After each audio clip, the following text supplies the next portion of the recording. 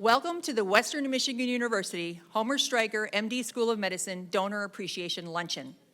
On behalf of the entire WMed community, including our Dean, Dr. Paula Termulin, the Medical School Board of Directors, Associate and Assistant Deans, Department Chairs, faculty, residents, fellows, staff, and students, it's my honor to welcome you and to thank you for joining us today. I'm Michelle Stravinsky, the Senior Associate Dean for Institutional Advancement and Chief Strategy Officer for WMed. For those of you who don't know me, I had the once-in-a-lifetime opportunity to join the medical school in 2011, just as it was being formed. It was my role to assist in the medical school startup and to head our accreditation efforts as a new school. By 2018, we had achieved all of our first, and I'm very proud to have been part of it. Since then, my leadership role has evolved, and in June, I became the senior leader working with the philanthropy team, Jack Mosser and Sonia Hollins, in our Office of Development and Alumni Affairs. It's my pleasure to be here with you today. Today, we give thanks to you, our donors and philanthropic partners, for your generous support of the medical school. Today's luncheon, held at the Radisson Plaza Hotel, is located on the lands of the Ojibwe, Ottawa, and Potawatomi nations. We acknowledge and honor this ancestral land of the Three Fires Confederacy, the sacred lands of all Indigenous peoples, and their continued presence. In honor of Veterans Day tomorrow, let's recognize all of those among us who've been part of the U.S. military. We'd like to honor all of you, our veterans, active duty service members, guardsmen, and reservists. Your service and sacrifice have kept our country safe and free, and we are truly grateful. If you are unable to stand, please do so now and be recognized. Join me in a round of applause.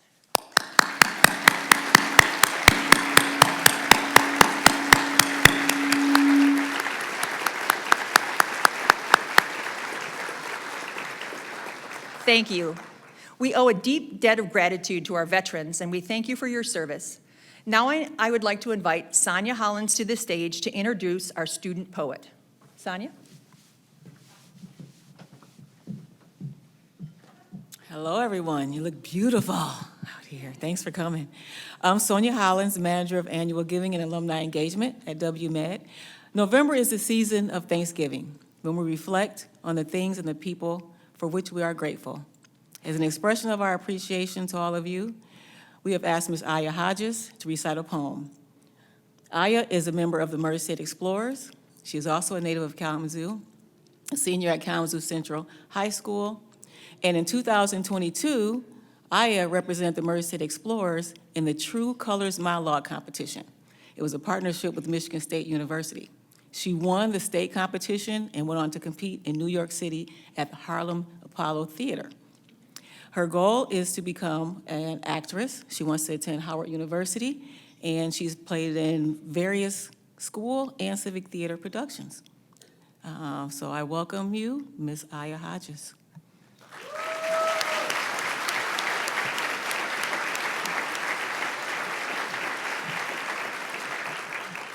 The Republic Gives Thanks by Amanda Gorman, the inaugural youth poet laureate of the United States.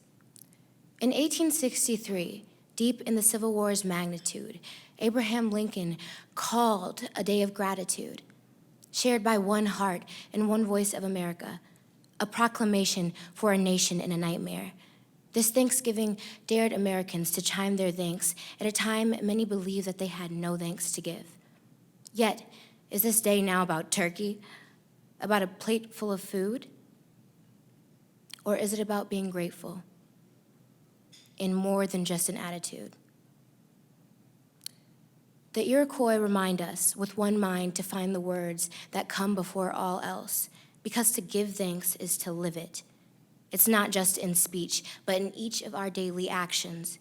It's reaching across divisions toward a vision of a long, strong house and table where we're able to gather together. If we dream past pilgrims and the mast of the Mayflower, it may empower us to bravely learn from the people of the first light to return to Lincoln's fight, to furnish our might by uniting around any piece of peace, no matter how small. We still hear all these first teachers called by the will of those still here on this earth, like the Wampanoag, who show us the worthiest way to give thanks for our blessings isn't to hog them, but to give them away. It's then, full of this feeling, that healing can begin. Because maybe, to be American is to be akin to a courageous hope, to trust that even if just for a moment, we must close rank as people, one heart, one voice, one mind, created equal. Like two vessels meeting at a riverbank anew, under the sky's greeting of bright, blank blue, you'll begin beside the people who flank you. We come to these words before and above all dreams, saying with more love and restored meaning, thank you. Thank you.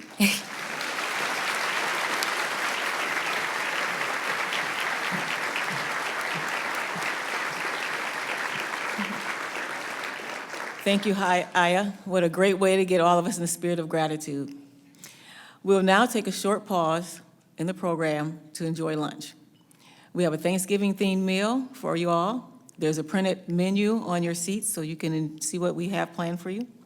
You'll also find that as we proceed, we'll have the Dean, Dr. Dean Tremulin, join us over here at the backdrop with all of our award winners and student presenters for today, so we can have some photographs, so you can enjoy your lunch. So you all, thank you for coming again. Enjoy your lunch, and we'll have the students and award winners over here with the Dean. Thank you. Hi. As you're finishing your meal and hopefully enjoying your dessert, I subscribe to the eat dessert first, life is uncertain, so I ate my dessert already. We're delighted to have you here today, and we're going to continue our program. I'm Jack Mosser. I'm the Associate Dean for Development and Alumni Affairs at WMed, and it's my pleasure to also welcome you and to thank all of you for your support of our students and the mission of WMed. We have a full house today, as you can see, just a little over 300 people. A bunch of people said, why aren't we having it at the medical school? And I said, because we don't fit anymore. So we're so happy to have you here. We have some wonderful guests with us today, all of you, but I'd like to mention a few people from the medical school, the WMed Board of Directors, our Dean, Dr. Paula Termulin, and her husband David, who are here, our senior leadership team, faculty and staff. We also have an awful lot of our medical students who are joining you at your tables today to share their personal experiences on how your support is making a real difference in their lives. You might see a couple of our students leave before the program is over. It's not that they're bored, but they have classes. So a few of them may leave, so don't let that throw you off. Our room here this afternoon is filled with you, our donors, both individual and organizational. And without naming everybody's name, I just wanted to share a few of the organizations who are here with us today. From our healthcare partners, we have Blue Cross Blue Shield, and we also have Bronson Healthcare Group, Centrica Care Navigators, and Kalamazoo Anesthesiology. Let's hear it for them.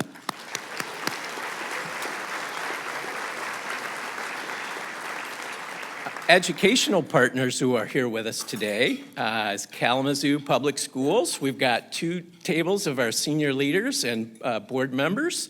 Members of the Kalamazoo Promise Scholarship Program are with us today. KRISA is with us today, Western Michigan University, and Grand Valley State College. So let's give them a round of applause. From our nonprofit and spiritual partners, we're glad to see the City of Kalamazoo. Jim Reitzma is with us today. The City Manager of Portage, Pat, is with us today. Goodwill Industries is with us today. Also, the YWCA of Kalamazoo. Let's give them a round of applause.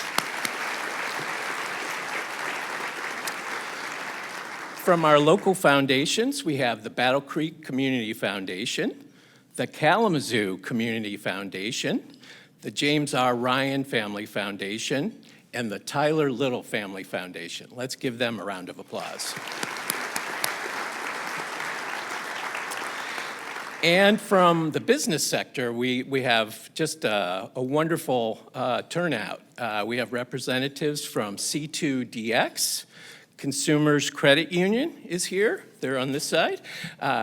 First National Bank of Kalamazoo, Gibson Insurance, Greenleaf Trust, Greenleaf Hospitality, Green Street Marketing, Harding's Markets, Integrated Smart Technologies, Jakeway Realtors, Kellogg Community Credit Union, Kazum Media, Mercantile Bank, Miller Canfield, PNC, one of our sponsors today, Rose Street Advisors, Southern Michigan Bank and Trust, Stryker Corporation, Southwest Michigan First, Wallbridge, and Whitaker Insurance. Please give them a round of applause. Now, if I forgot anybody, I hope you give me a pass. I did my best. Now, it's my pleasure to share a short video with you about gratitude. This was a piece that we developed last year, and so many people said they liked it. We did a slight refresh, and we're going to give you a reprise. Roll the video.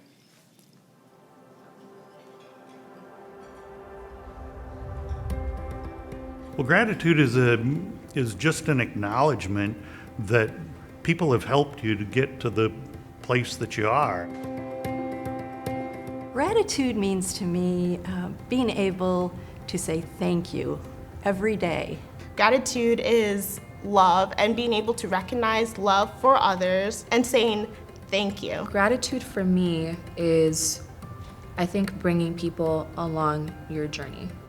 A life that is not dedicated to the service to others is not necessarily a life well lived. There's a verse in the Bible that talks about how too much is given, much is required, and I think that that's something that as we've been blessed, we need to bless others. Without a big legacy of donors to draw from, the medical school really has to rely on a lot of the philanthropy, and it goes without saying that the philanthropy here is second to none. I was thinking, okay, what can I do now? Like, what do I need to do to show my gratitude? What do I need to do to show that I'm thankful for this help? All I could do was say thank you. I will definitely use that support to help patients to pursue my education and hopefully become the best doctor I can be. A lot of us don't have that opportunity unless you have people that donate. Know that how important and how great their donation is going to be in the future. We want to build a future better than the one that we have now for those who are coming after us. And medicine is a very big part of that. The healthier of a society, the longer we're going to live and the more we can offer the world. Donations and funding just helps us build all these things that have started and are flourishing but need to continue support to keep growing. When I think about the alumni and the student body that's graduated and what they're doing, I just see all this growth, and I'm excited about WMed being everywhere, being nationwide. When you interact with the School of Medicine, you see what we're doing here, what we're building for the future. Every little engagement, every little amount helps. You're making an impact on the lives of so many people who are going to give back to the world. Having the coat dawned on me was like, wow, this is tangible proof that my dreams are coming true. Knowing that there was a person behind that coat, that person that's going you got this, I believe in you. I wear this coat with more pride and I treat it with more respect because it's not just my coat. It's a community, it's our coat.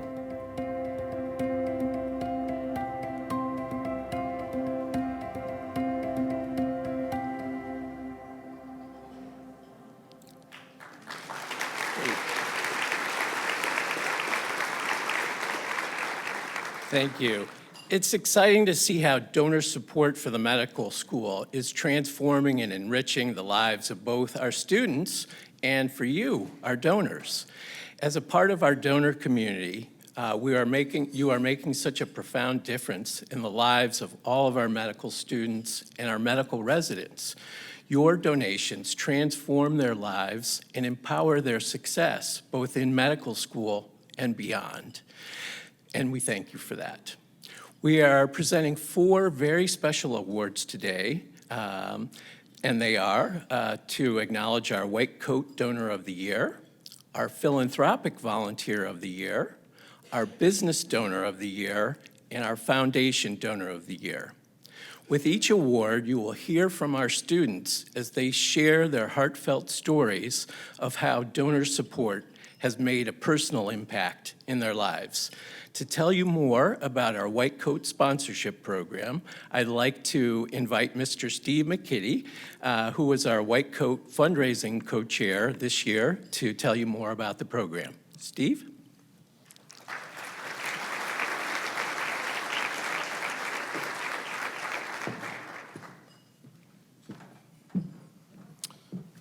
Thank you, Jack. It is such an honor for me to be here today as we show gratitude to our White Coat sponsors. Can I ask all White Coat sponsors to please stand and be recognized?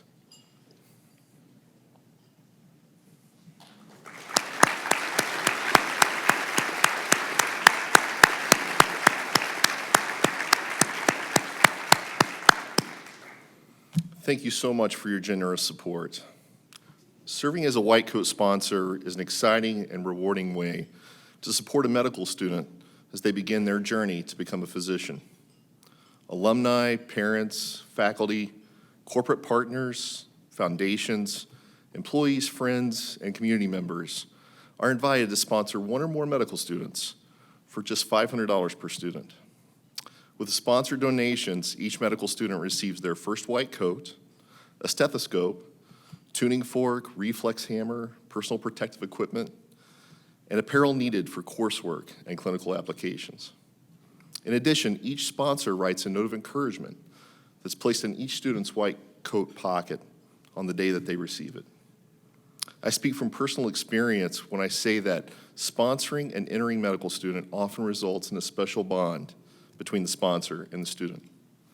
My wife, Amy, and I have been just blessed and seen firsthand how impactful it is to provide that support and encouragement. Now I have the pleasure of introducing you to Tiara Jolly, a second-year medical student that has become a very special member of our extended family because of the relationship we have developed through our White Coat sponsorship. Tiara.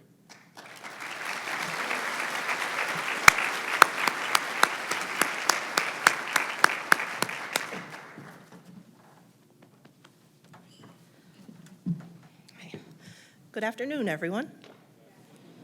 Thank you to the community and WMed family for being here today. My name is Tiara Jolly. I'm a second-year medical student and a proud 6th-generation Washingtonian.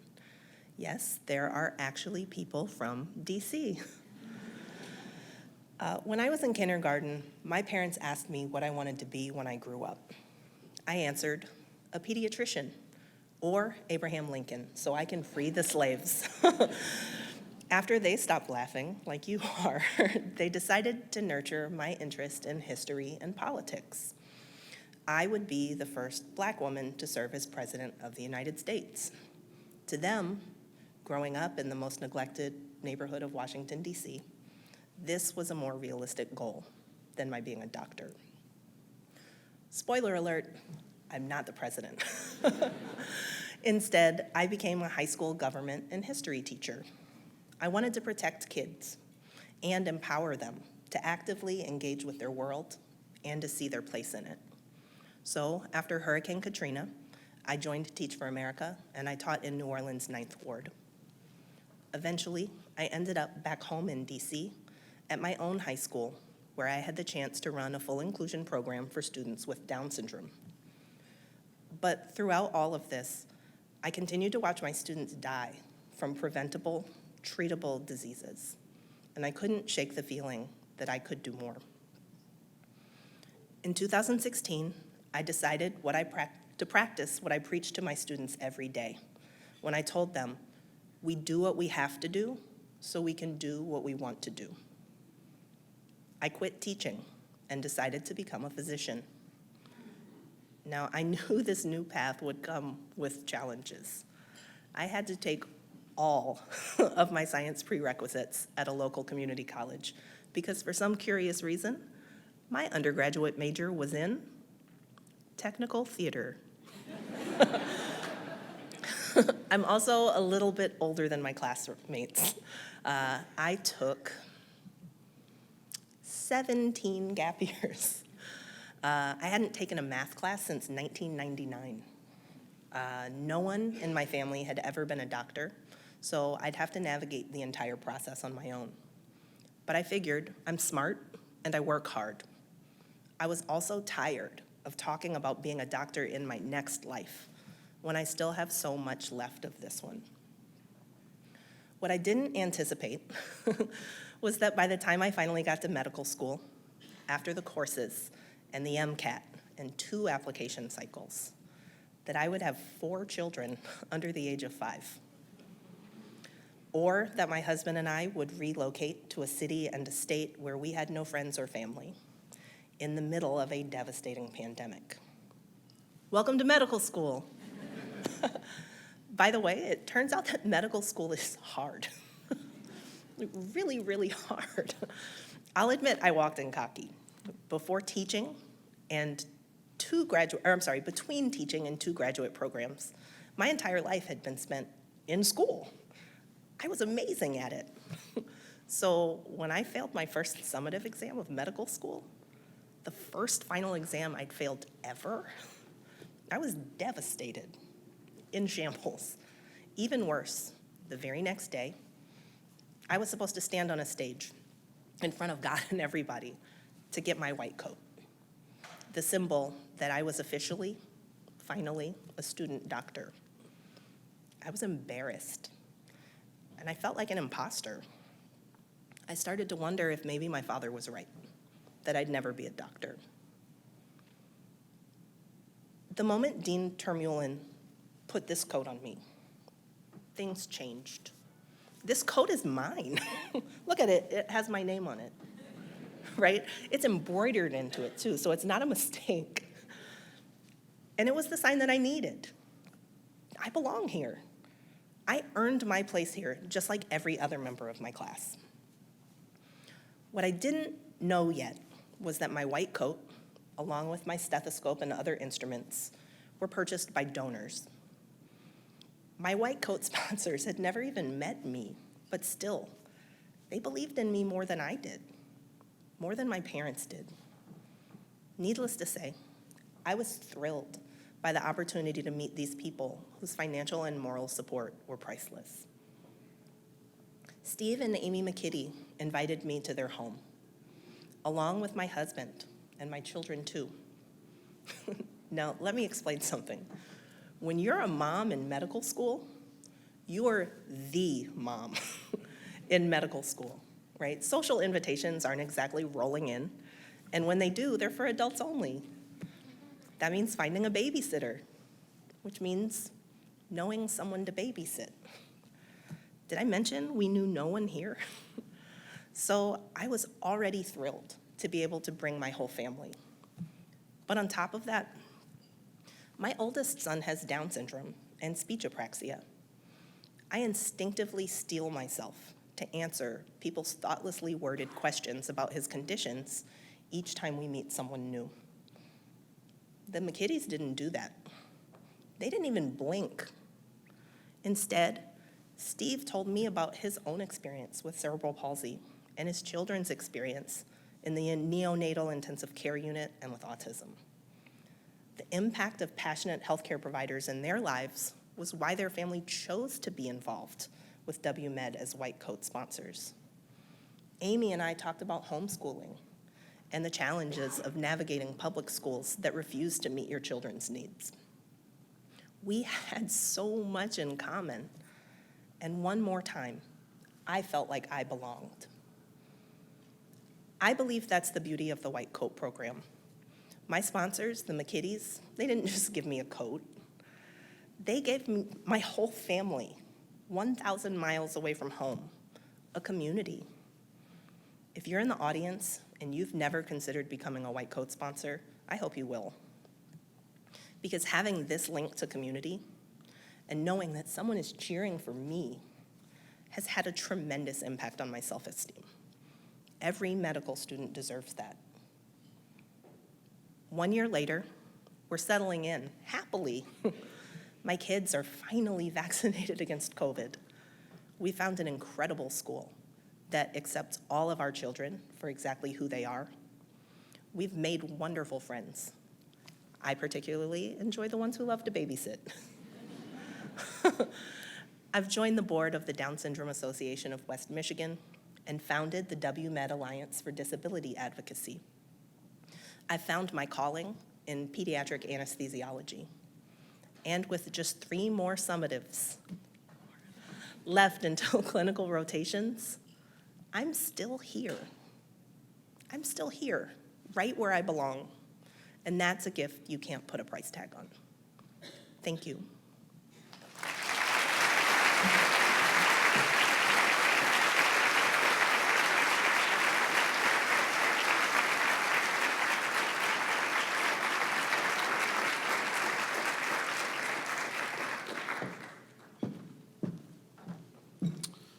Thank you, Tiara, for sharing your story, which is an amazing story, and I'm so thankful for our friendship, and you are a part of our family.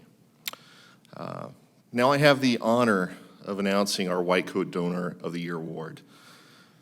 That goes to the James R. Ryan Family Foundation for their platinum sponsorship in support of 20 of these amazing students.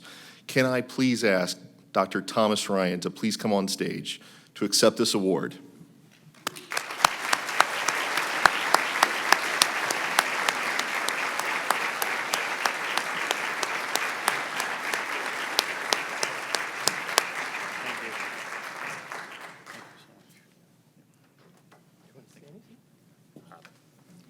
I wasn't planning on it. Clearly, that's for you, Jack. I could read your speech off this. No, thank you. I'm very humbled for this. I went to Western Michigan University. I was born and raised in Kalamazoo, as was my wife, as was my Uncle Jim went to Western Michigan. We all went to med school elsewhere because there wasn't a med school. And so the opportunity to be able to support financially and with our time and efforts to support the school that I think is a shining star in the community that I was born with is something that I enthusiastically support. So thank you.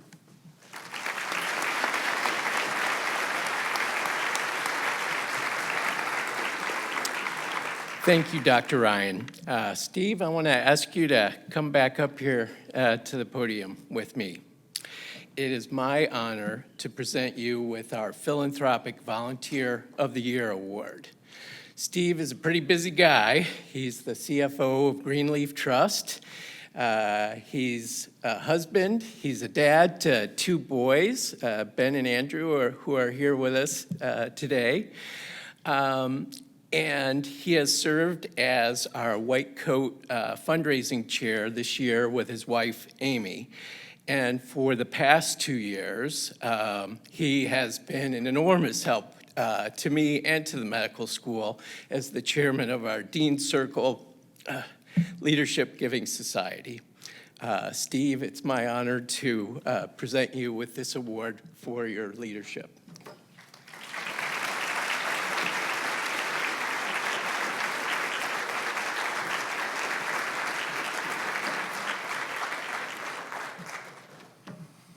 Thank you, Dr. Jack Mosser.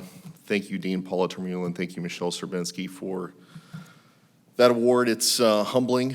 I am very blessed by my God and my Savior, Jesus Christ, for the opportunities I've been given. And 2 of those big blessings are being a part of this community and really just having a phenomenal wife, Amy, who is the strength and wisdom behind much of what you see today, and my 2 sons, Andrew McKitty and Benjamin McKitty. They demonstrate the resiliency and the joy that I hope I bring to this world in half. They are amazing, so thank you so much.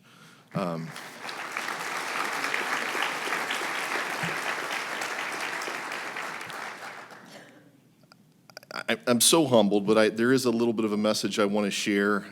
If you would give me so kind just a few minutes and roll the music if I go too long. But as I thought about what we're doing here today and why we're here today, it is so incredibly important right now in our society and our nation. This organization and the people in this room show grace, we show compassion, and we lift each other up.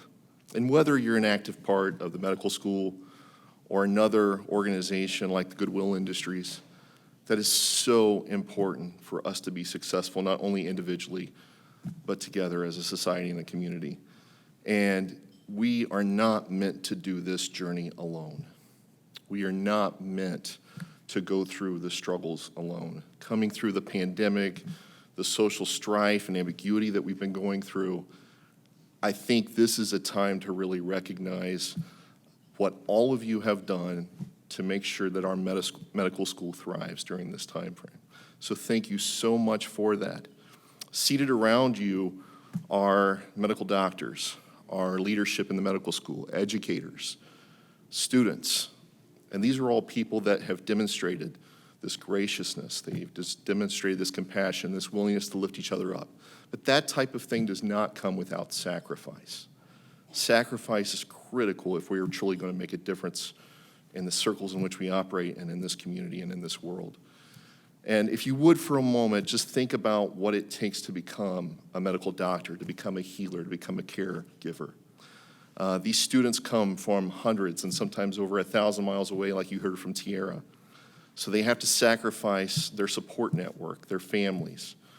They've had to sacrifice coming into the school through incredible amount of academic study and academic rigor and demonstrate a prowess that is just far beyond what most are given.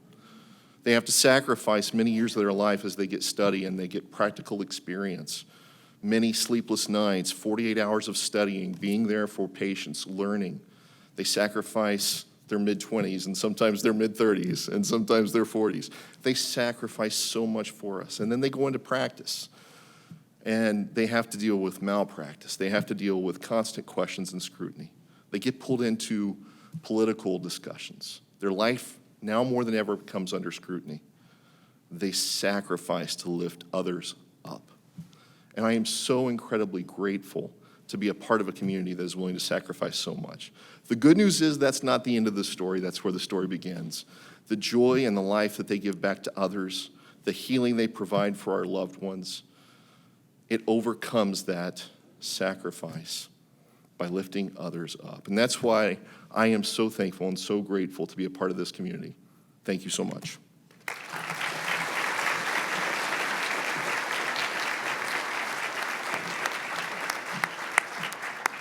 All right, thank you, Steve. Hello again. I have the honor of announcing our Business Donor of the Year Award recipient, which is the Stryker Corporation.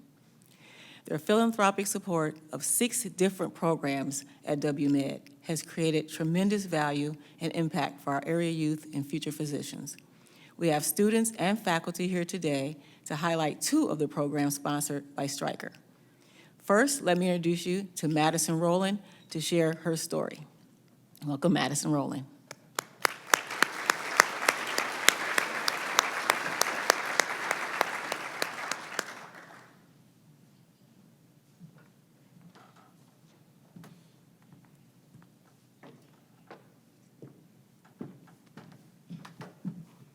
Good afternoon.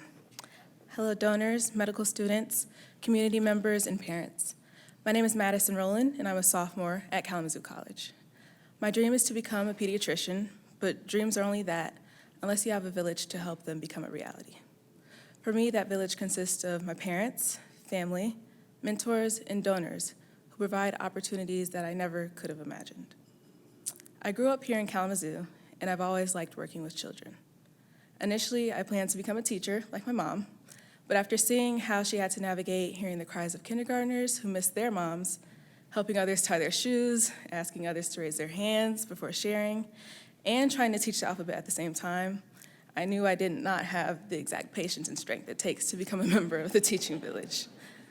One of my role models growing up was Dr. Sylvia Hicks Fox, a founder of Bright Futures Pediatrics. I admired her gentle spirit and her genuine care for me as if I were her only priority. Did I wear my helmet? Did I drink plenty of milk? What activities were I doing in school? How are my grades? And she asked all of this while tapping my knee with a reflex hammer and listening to me breathe through her stethoscope. She was a doctor who also loved children, and I soon learned that I love science, and I decided on the path to medical school. Dr. Cheryl Dixon and Ms. Candace Moore contacted me about an opportunity for a 6-week program internship at WMed. Not only would I be working with a medical professional, but I would also get paid thanks to a grant from the Stryker Corporation. My new friend, Cyan Hollins, and I were assigned to work in toxicology with Dr. Prentice Jones. As we tested for drugs in the maggots of a decomposed body, among some other cool projects, we learned just how fun science was in a field that we had never heard of before. Dr. Jones made it fun with pop quizzes and an opportunity to help him with research on a paper for presentation at a national conference. The things that I saw and encountered gave me more inspiration to continue my journey with the medical village. I know that the journey will have some challenges along the way, but role models in my life like Dr. Hicks-Fox and Dr. Jones are witnesses that I can do it. They look like me, and they are proof that representation truly does matter. When I see African Americans in the medical field, it motivates me to work harder every single day. It's my hope that one day I can be a role model too and inspire children, especially children of color, to seek out whatever profession it is that they set their minds to. My dream to become a pediatrician can become a reality when those in the village are my parents, family members, role models, mentors, and donors, such as the Stryker Corporation. My summer internship truly was an opportunity for me and others to have hands-on experience more amazing than we could have ever imagined. The program was so important because it has helped to cultivate the minds of young leaders in the community who have some very big goals. It has given us a boost of confidence and excitement for what is to come in our futures. I want to thank everyone for investing in the journey, hopes, and the dreams of the future Dr. Madison Rowland. Thank you.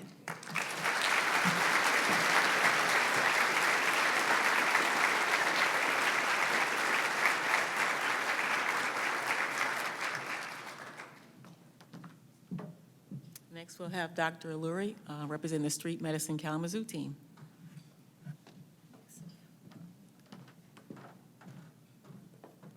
All right, good afternoon. Thank you all for joining us here today.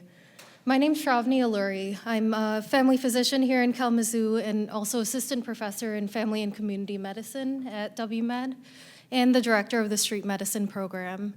I'm here today to tell you a little bit about street medicine and introduce you to one of our student leaders who'll be speaking. Our program started almost 2 years ago as a joint effort of physicians, medical students, and resident physicians at WMed to make primary care more accessible to individuals experiencing homelessness in our community. I can't tell you what street medicine is without mentioning why we need it. And just with one example, like many of our unhoused patients have a really hard time accessing care.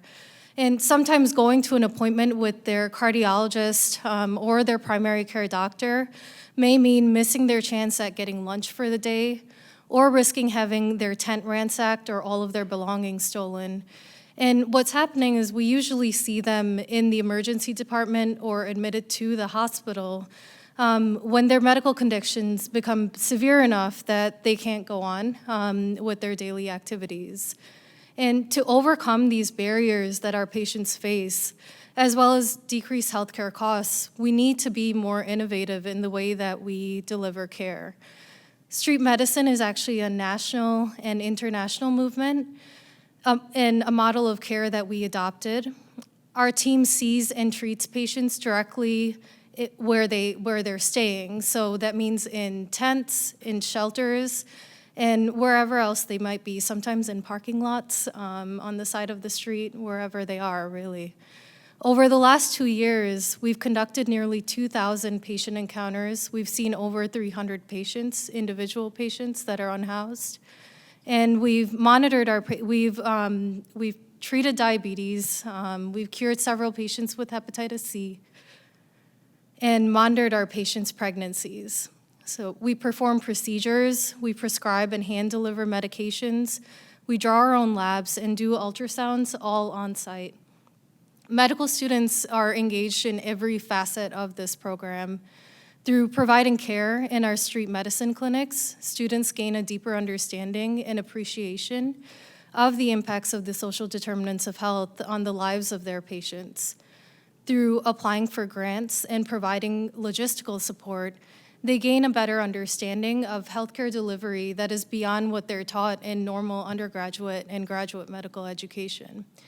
And really through walking with our patients, through helping coordinate their care, through even going to appointments with them, our students learn how to be patient advocates in the healthcare system and in their community. Our clinical operations are what they are today because of the passion of the students and physicians that have been involved, as well as the support that we've gotten from the Kalamazoo community. And I can't name everyone. Some of our physicians are here with us today, our student leaders as well. But I would like to take a moment to recognize Stryker for their support, which is helping us expand our services with the addition of a mobile clinic. We usually have to get a little bit creative in how we provide a private space for our patients. And having a mobile clinic will really give us the ability to carry more specialized equipment, examine our patients in a private area, and generate revenue from some of the clinical services that we're providing. And now, finally, I'd like to introduce Nico Nixon. Nico is a second-year medical student and member of our street medicine student leadership team. Since his time with us, he has been shown dedication to the mission and vision of street medicine and has really played a vital part in helping our patients get the resources and care that they need. Thank you.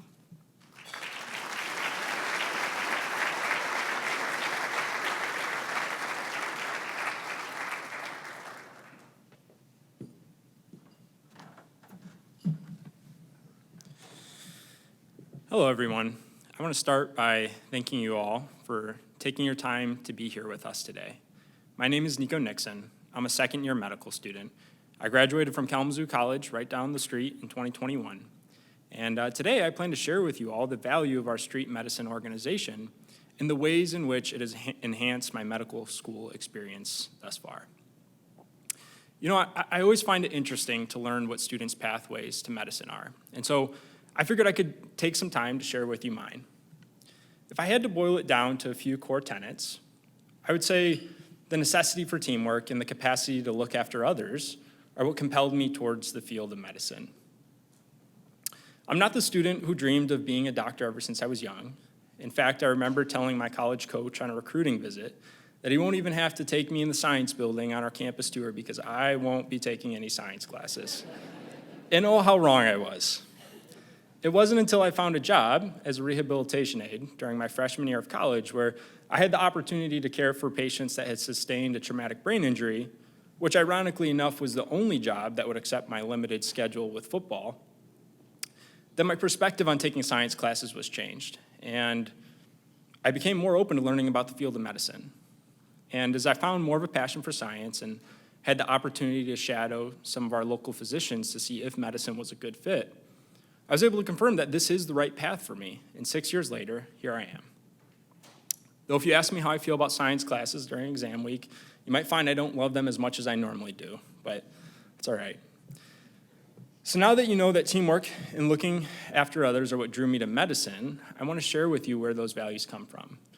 And to be completely honest, they largely stem from my years playing football. But while many kids play the sport with dreams of playing for the NFL one day, I first started playing football because it was an opportunity to get as far away from home as I could.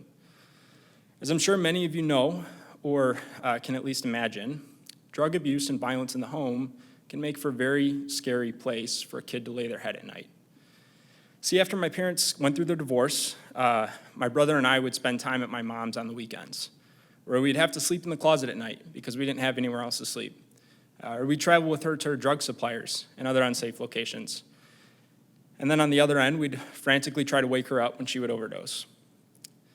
And when she finally stopped showing up to pick us up for the weekends, the situation wasn't much better, as our dad used his fists to take out the rage that built from a felony conviction and his own denial of untreated mental illness.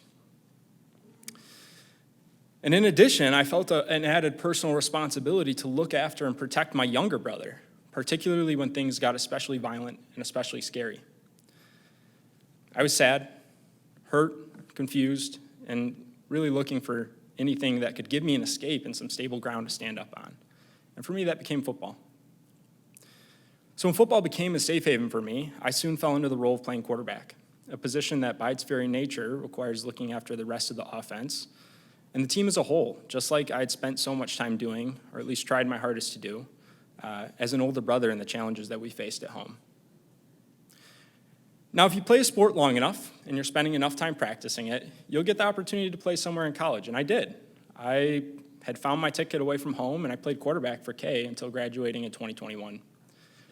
So my appreciation for teamwork actually comes from its essential nature in college football, as there's few other places where you're required to learn how to work well with 80 other people from all over the place in a matter of weeks before the season starts. And in the same vein, it's the job of the quarterback to learn the offense, ensure the rest of the offensive players are doing the right thing on every play, and to function as a leader for the rest of the team.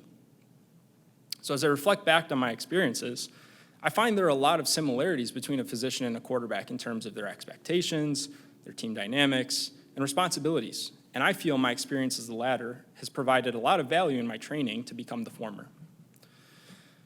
So once I was accepted into WMed through the early decision program, I applied for a scholarship with the United States Air Force that would pay for the entirety of my schooling in exchange for 4 years of service as an attending. And this is something I'm increasingly excited about as I think about the remaining 2 years I have applying for residency and then, of course, graduation. But now I want to share with you how I ended up finding my way to getting involved with street medicine. When I started at WMed last July, it quickly became clear that there's a lot to get involved with, and it's important to make the best use of your time by picking things that align with your values. So my involvement with our street medicine team up to this point has largely consisted of volunteering some of my time, along with a handful of other students, bringing health and hygiene supplies to Arcadia Park right down the road on Sundays to provide to the individuals that want them. As clinical students in the 3rd and 4th years, students then get the opportunity to participate in rounding, where they'll travel in a small team with the attending physicians and residents to the People's Food Co-op, Ministry with Community, and the encampments to meet patients where they're at in the process of providing care. I think street medicine's great. Our street medicine organization embodies everything that brought me to the field of medicine. I'm more inclined to call it a family more than an organization, but it's this kind of team dynamic that I believe is crucial for optimal patient care. It's no secret that a cohesive team is a more effective team. And I would say our street medicine team is very cohesive. As a preclinical student, my experience with street medicine has added new meaning to the content that I learn in my classes. Because the very nature of this work means that there's a lens of health equity superimposed on the care for any patient. And so in the few times that I've been able to round with the clinical team, it was eye-opening to see the extent to which food insecurity is such a major factor for our patients. As an example, if we consider the management of something as common as diabetes, there's so much more nuance added in discussing a regimen of insulin. If a patient is concerned about taking a medication because they don't know if they'll have access to food tomorrow or in 3 days. While we certainly cover the different types of insulin in classes and how they work, we're not necessarily taught to immediately think about these other factors of care that can impact a patient's ability to comfortably take that insulin when they're supposed to. And so this is one of the examples in which street medicine greatly enhances the content that I learned in my preclinical classes. Perhaps more important, though, than the close-knit team that we have as an organization is the fact that street medicine looks after a population that is often forgot about and disregarded. In many ways, I feel fulfilled to be a part of an organization like street medicine when I reflect back on my experiences growing up. Patients who are unhoused have seen and experienced a great deal, and it's critical to be able to function as an unbiased, non-judgmental support when working with a population that deserves nothing less. And when we think about just the context of healthcare for the unhoused, a lack of resources, an inability to travel to appointments, harsh and dangerous living conditions, and so many other factors create these enormous barriers to care that exist upon what is in and of itself an immensely difficult lived experience. So truth be told, the mission of our street medicine organization as a whole is to cut down and mitigate these barriers so that our patients have access to the care that they deserve and are entitled to. But as simple as that sounds, it's a massive undertaking. And while we do have teams of students that do their best to apply for grant funding, there's so much to be said for the value of having donor support as a way to keep our operations going and even to expand. As a little bit of insight, expansion projects that we're currently working on include the acquisition of a mobile care unit that can bring all of our health supplies out in the field with the clinical team. You heard a little bit about that earlier. As well as a food insecurity program that provides patients with more access to nutritious foods at local stores. But the point is that there's so many moving parts in an organization with a mission like this, and donor support plays a big role in making it all possible in the first place. So my experience with street medicine has been such an important addition to my education, and in many ways has been not only a perfect example of everything that brought me to medicine, but it's also been an immensely fulfilling experience. So I'm grateful for the opportunity to share with you all my perspective on it, and I once again would like to thank you for taking the time to be here with us today. If you want to know more about the program or would like more information, I encourage you to come chat with our team afterwards. Thank you.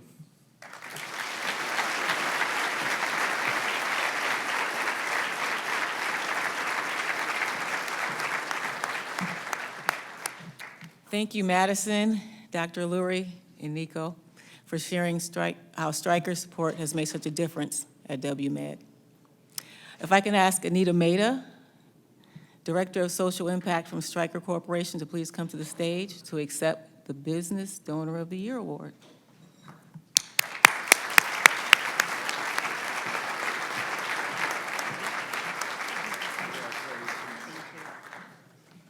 Thank you.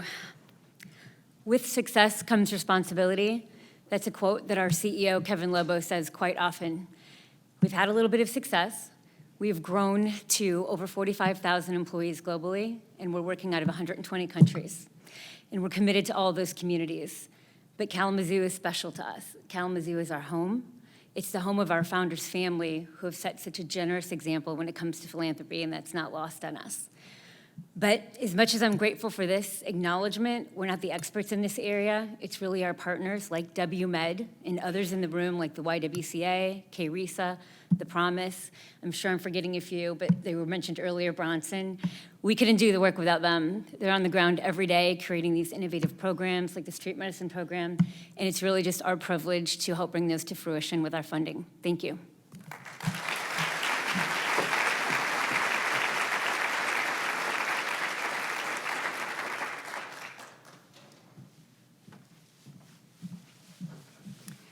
Medical school is an expensive endeavor, and that's why scholarship support is so important and impactful to our students. Today, we're celebrating our scholarship donors.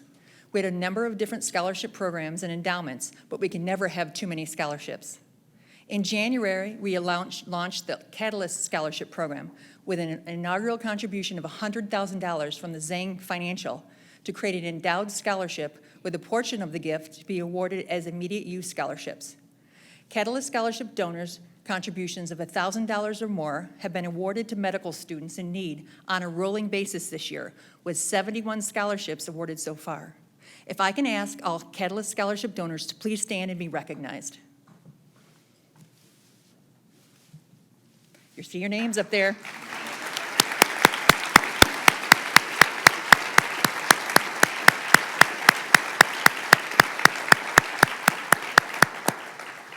Thank you. Today, we present the Foundation Donor of the Year Award to the Tyler Little Family Foundation for your support of the Catalyst Scholarship Program. If Mr. Tim Tyler and Ms. Tony Tyler could come up to the stage to accept your award.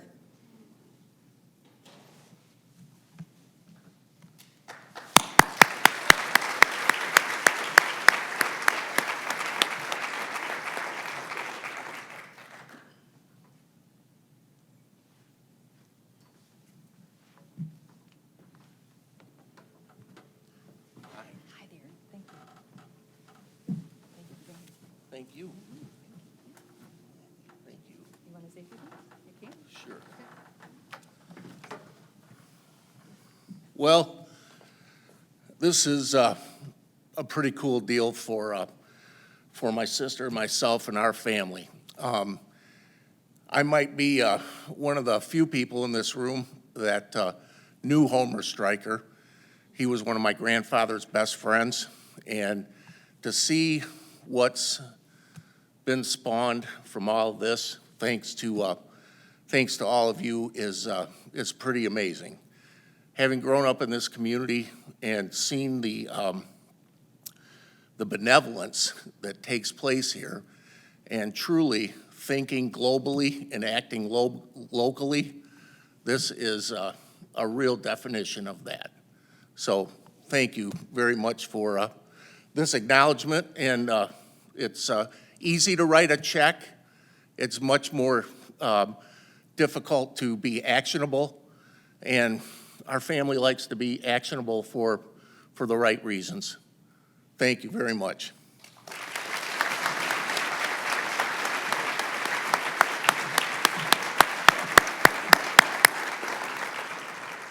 Now we have two WMed students who are going to share with us their stories and how your scholarship support has benefited them personally.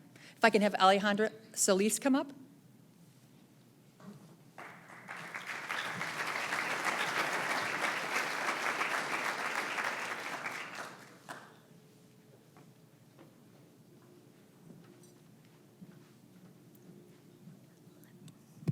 Let me just lower this down because we're pretty small.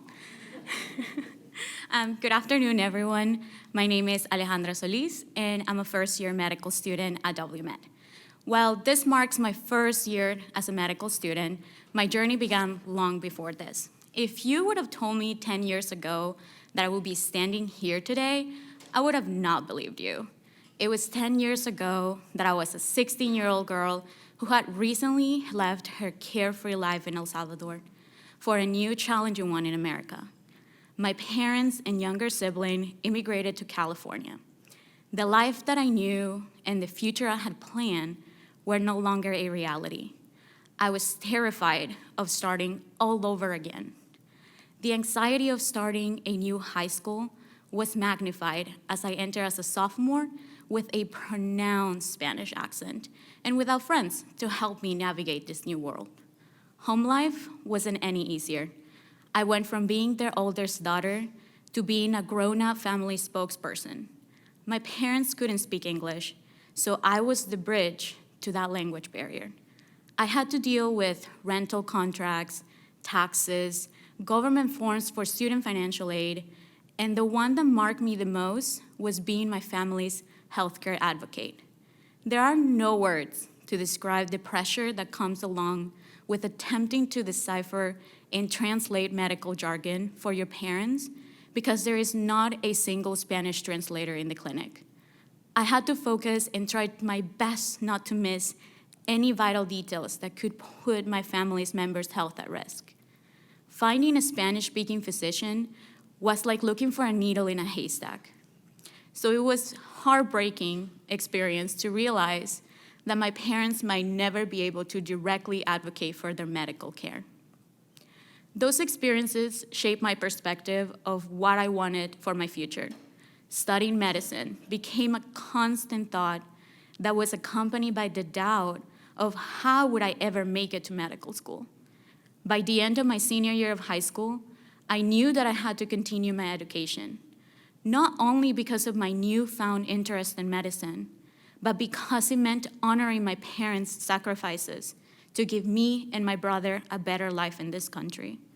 As the oldest child of an immigrant family, it was up to me to navigate the higher education system, which sadly is often less than friendly to families like mine. My college application went through multiple rejections, and I had the constant feeling that I did not belong in college. The fear of disappointing my parents was a burden often too heavy to carry. A ray of hope came with my acceptance to Chapman University in Orange, California. However, my undergraduate experience was a roller coaster of trials and triumphs, and I then developed a sense of guilt away at college and no longer was available to help my parents and my family 24/7. Other pre-meds knew doctors, they had mentors, and had a clear path on what they needed to do to make it to medical school. I had none of those things. And at least for the first year, I was still very shy and scared to ask for help. Determination was the key to me breaking out of my shell. I blossomed, and because I became very engaged in the community. At the end of 4 years, I graduated with a science degree and a university-wide award for community service. I had grown into a young adult who had learned to use her voice and work hard to pave the way for others that looked just like me. I decided to take a gap year when the COVID pandemic hit the world, and I was stuck with no clear path to the future. I landed a job as a medical scribe in a family practice in the heart of Southern California. My sense of family expanded. I went from being my parents' liaison in healthcare to becoming the liaison of hundreds of Latinos who relied on me to effectively translate doctors' instructions. I was able to give them some control over their healthcare needs. For the first time, I realized that efforts I took to advocate for my own Spanish-speaking parents was a part of my destiny. I learned that I was meant to be a pillar in the community as a physician. After a very difficult application cycle to medical school, Western Michigan University Homer Stryker MD School of Medicine gave me an opportunity. A month before the big move, with my new student loans already approved, I received the John Stryker Slotovan Rangelovic Scholarship to cover my tuition and living expenses. For the first time, I was no longer a financial burden on my parents. I completed the 1-year Master's in Medical Sciences program, and I officially became a first-year medical student. I am thankful for the Stryker Rangelovic Scholarship, for my white coat sponsor, Dr. Cheryl Dixon, and to all the donors here today who have helped those like me follow our dreams to become physicians. I will never have enough words to express my gratitude for being a part of my journey to becoming the Latina Spanish-speaking physician a shy 16-year-old girl immigrant dreamed of just about 10 years ago. Thank you so much for being here.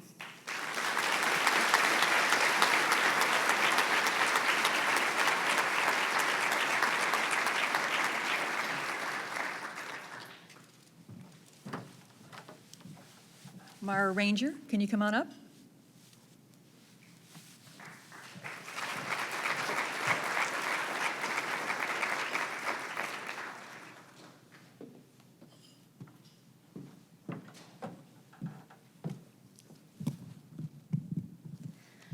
I want to start by saying welcome, and thank you for joining us today to celebrate the impact you have all made on students here at WMU Homer Stryker MD School of Medicine. My name is Mara Ranger. I'm a first-year medical student here at WMed.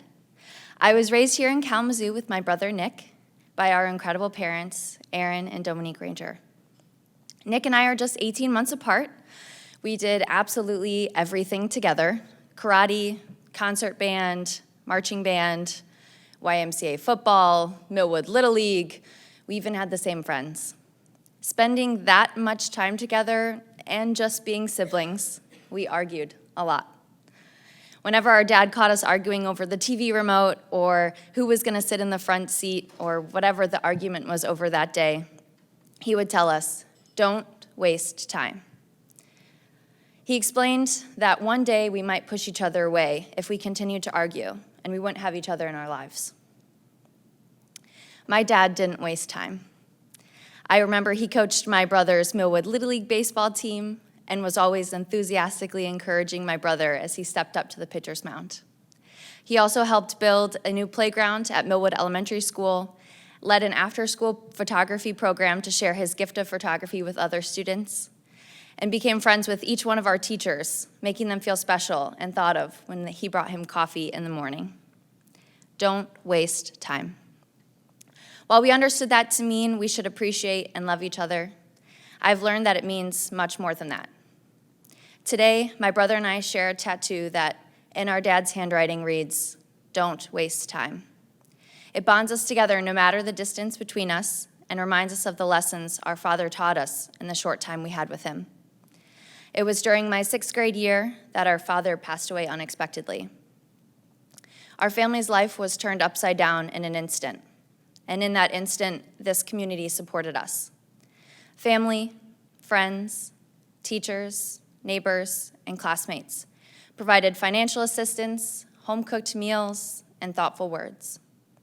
Upon returning to school after spending a few weeks surrounded by family, we were welcomed with warm hugs and comforting support. After finishing 8th grade, I attended Loy Norrix High School, where I continued to be part of the band alongside my brother, of course, and joined the lacrosse team. As I neared graduation, the Kalamazoo Promise announced the expansion of the scholarship to private schools in Michigan. The Promise's generosity eased the financial burden off of my incredibly hardworking mom. It made it possible for me to attend Albion College and my brother Nick to attend Grand Valley State University. At Albion College, I was a pre-med student with a major in religious studies, minors in chemistry and biology. But I also played lacrosse with the most incredible group of women, did research in anti-cancer pharmaceuticals, was a tour guide, made connections with faculty while I was a fitness assistant at the staff gym, and worked as a medical scribe at the Bronson ERs. The Promise allowed me to graduate from Albion with very little student loans, and thus pursue further education and obtain my master's degree in medical anthropology and cross-cultural practice, which I completed at Boston University. I look back on my experiences thus far and see how my father still plays an integral role in my life. I was nervous to change my major from the sciences to the humanities. Don't waste time. This change introduced me to medical anthropology. I was scared to move to Boston without my family. Don't waste time. I learned enormous amounts about myself, about who I want to be as a physician, and about how I want to practice medicine. I was terrified to start medical school. Don't waste time. Although challenging, this is one of the most unbelievable experiences of my life. Don't waste time. All of this has led me back here, home, surrounded by a community that gave my family a remarkable gift when we lost everything. Being at WMed has given me the opportunity to serve and give back to the community for everything they did and continue to do for my family. In addition to the Promise, scholarships including the Havermill Foundation Endowed Scholarship and the WMed Merit Scholarship have supported my journey thus far in medicine. Therefore, without the support of all of you in this room, including my family, my mom who's here today, and my white coat sponsor, Mr. Von Washington, I would not be standing in front of you today as a first-year medical student at WMed. Your support not only allows me to pursue medicine, but motivates me to keep living out my father's greatest lesson. Don't waste time. Thank you.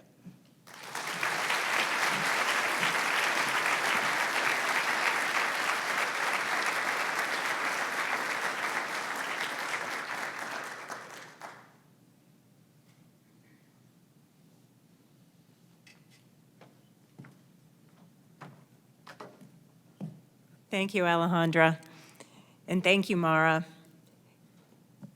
Can we just have one more round of applause for these incredible stories?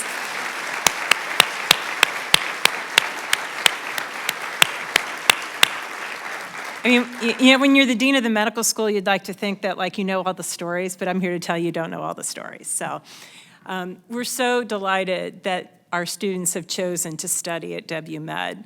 I'm Dean Paula Termulin, and really following a video introduction, I'm here to make a special announcement about our Promise. Cue the music.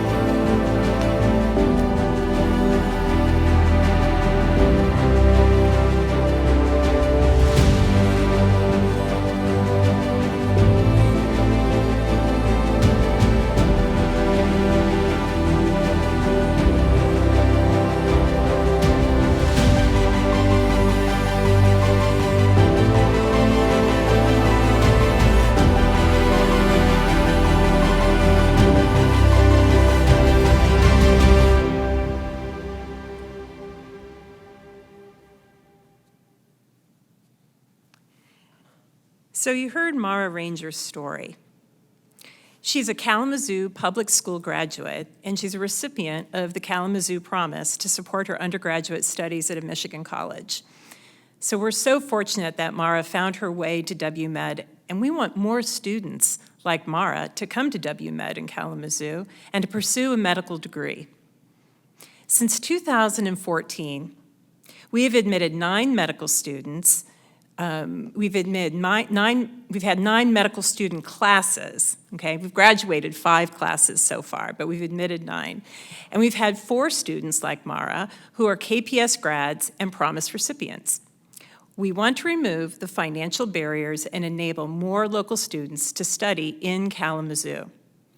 So I'm pleased to announce that starting today, right here and right now, we begin raising funds for a new WMed Promise scholarship. This scholarship will be available to medical students who enroll at WMed and are graduates of KPS and recipients of the Kalamazoo Promise. In other words, we're paying that promise forward to our promise.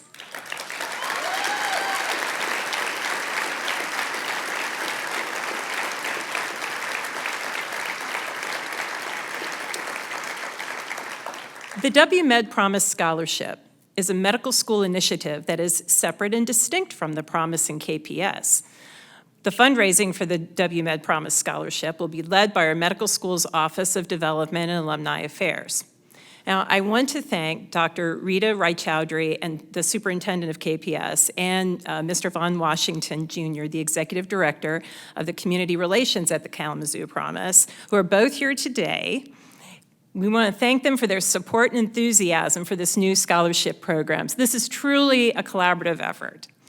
Kalamazoo has long been recognized as a national leader in supporting higher education with the launch of the Kalamazoo Promise Scholarship Program more than 16 years ago.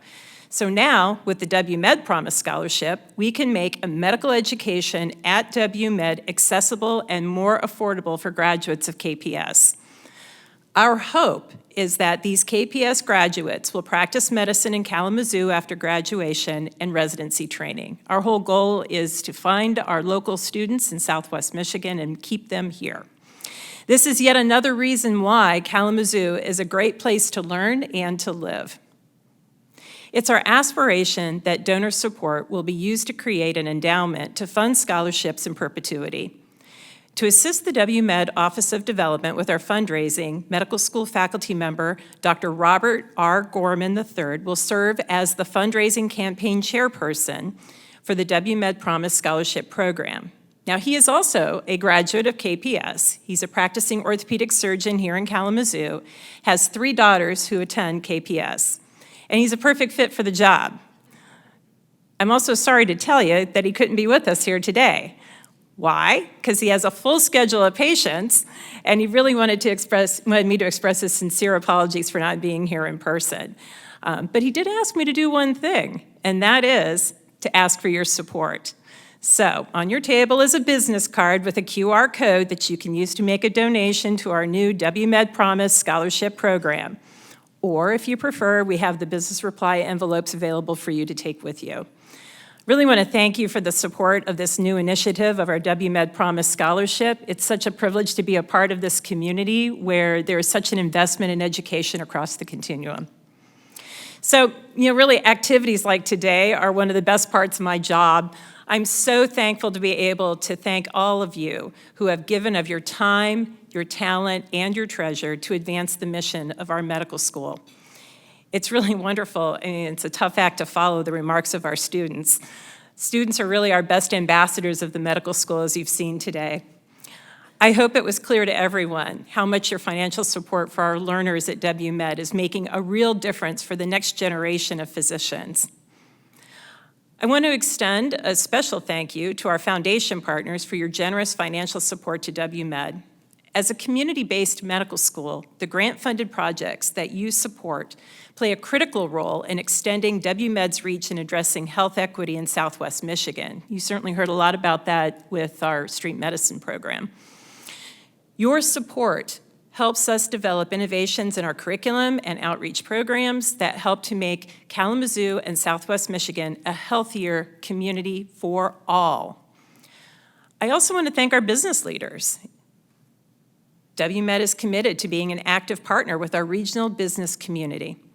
Thank you for everything that each of you do in supporting our healthy and dynamic business climate that we enjoy in our region.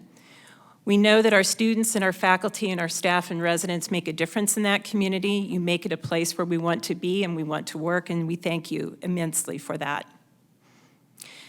I also want to extend my personal thanks to all the individual donors who are with us today. Your personal gifts, again, being time, talent, treasure, large and small, will really make a tangible difference in providing the expanded educational opportunities for all of our learners. Your philanthropic support not only enhances educational opportunities for our learners, but you're also helping to reduce their loan debt and to make their medical education more affordable. Ultimately, you are helping to ensure that the next generation of physicians will look like the populations they serve and understand the people they take care of. That the disparities in healthcare in communities like ours will be a thing of the past, and that hospital systems like Bronson and Ascension Borges will continue to be able to attract and retain the absolute best healthcare providers from every corner of our country. I also want to thank our community stakeholders. You shared your time and opinions with us last fall as part of our Empowering Our Future strategic planning initiative to create a bold new vision, mission, and strategic plan for our next decade. Some of you in the room have heard me speak to how it took a decade to help us launch successfully, and I'm proud that WMed has launched successfully. It's our turn to give back, and that was part of what that strategic planning process was to help us understand what's our role. The three-phased process of discovery, shaping the vision, and transforming the vision into action was comprehensive, thoughtful, and allowed engagement and input from across the medical school and our community. I knew from the moment I arrived at WMed that our commitment to excellence would position us for a bright future to become a leader among medical schools across the country. Creating an aspirational and inspirational vision would help us define our identity and build an even stronger culture. Our new vision, health equity for all in Southwest Michigan through innovation in practice and study of medicine, along with our refined mission and values and 3 strategic priorities, really positions health equity as the cornerstone of why we exist and who we serve and what we aspire to be as an institution. I hope this inspires you and excites you as much as it does me. I invite you to join us on this journey to make a difference in the lives of those we serve in Southwest Michigan, a place that I am very proud to call my home. As you leave today, please take a copy of our Philanthropy Impact Report. The pages are filled with more amazing stories of generosity and sacrifice and investment in the future of medical education in Kalamazoo. The support that each of you have provided really and truly makes WMed a community success story. Our school is really constructed to be in the community and engage with all of you. The careful stewardship of these funds is one of my most important roles as the Dean of WMed. Again, I really thank you for your time, your talent, and your treasure, for joining us not only today, but throughout this past year. We promise, actually, to continue to work hard to be worthy of your trust and financial support. And we thank you for everything that each of you are doing to ensure the success of WMed. And I wish each of you a very, very happy Thanksgiving.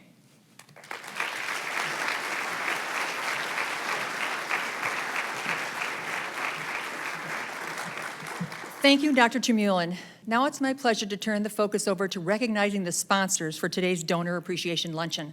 We thank you for your generous support in making this luncheon event possible. We thank Mr. John Bryant and Mr. Timothy and Mrs. Sarah Harding. Please join me in recognizing these sponsors.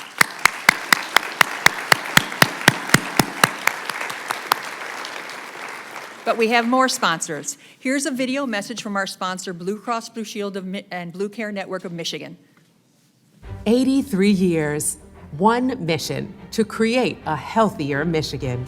Leading through challenge and change, creating healthy communities, empowering future leaders, promoting better health for all, a growing, diversified enterprise. Blue Cross Blue Shield, here for Michigan, now and always.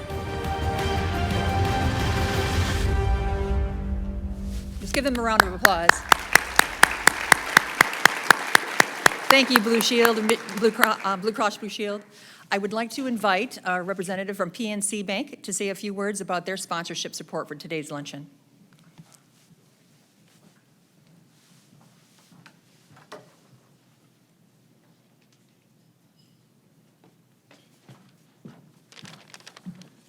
I was going to jump up on the stage because I knew there was enough doctors in the room that I would have made it. But my name's Sean Welsh. I'm the regional president for PNC Bank, and we are so proud for our relationship with WMed.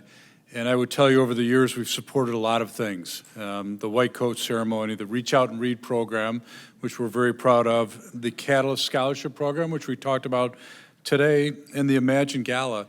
But really what I want to do for the group today is what we did for ourselves when we decided to make these charitable contributions to this school, and that's to highlight the economic impact that a medical school does for all of us. When you stop and you look at healthcare, it's about affordability, it's about quality, and it's about accessibility. And if you were to talk to any of our healthcare executives in the room, they would tell you their biggest challenge is people right now, as they're trying to attract that. When someone had the vision to start this medical school, our Homer Stryker Medical School, it's about people. And what I'd love to see of all these amazing young students, and I'm not going to say kids because my kids tell me not to do that, but these amazing young students, they're from our community and they love our community. We're building the backbone of affordable, accessible, and high-quality healthcare. And if you stop and you think about what is the biggest part of our economy, it's healthcare. And what is the way that we compete the best at? It's being the best at healthcare. So I applaud all the students today. PNC is proud to have helped fund some of the things that you've done over the years. I'm thankful for my colleague Consuelo Shank, who's now on the WMed board. And I work with her every day, and she's very smart. She'll tell you some good stuff. But I would also challenge all of you to join all of the other great sponsors that are here today and make an investment in this amazing school. This is probably one of the greatest economic development investments that you could make. So I challenge you for that. There's stuff on the table. And have a great day, everyone. Thank you.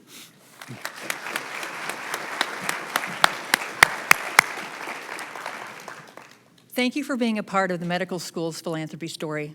I hope the remarks from our students, our donors, and our dean will inspire you to stay involved and continue to support the mission of the medical school and our amazing students. Thank you for coming, and please be sure to take a copy of the impact report with you. On the way out, if you've not done so already, please take a moment to sign our new Mission, Vision, Values poster to show your support of WMed. We will make copies and hang the poster with pride in all of our campus locations. A bit of housekeeping: if you parked in the Radisson parking ramp, you can exit the ramp for free until 2 o'clock today. If you plan to stay parked longer than 2, please see one of my staff members at the table, and they'll give you a parking voucher. So thank you for coming, and we hope to see you again next year.